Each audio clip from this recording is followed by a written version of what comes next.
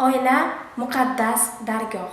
Oila har bir xalqning, millatning davomiyligini saqlovchi, milliy qadriyatlarning rivojini ta'minlovchi muqaddas maskandir. Oila bu kichik vatan. Oila tinch bo'lsa, baxtli bo'lsa, vatan tinch bo'ladi. Oila men uchun muqaddas.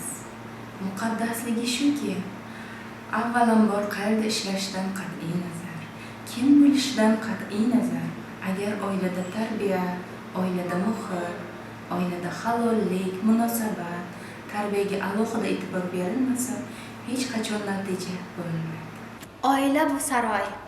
Bu saroyning nomi baxt, poydevorlari iffat va hayo, g'ishtlari sabr va shukr, devori iymon, tomi aql va iroda, bezaklari saxovat, farosat, mehr.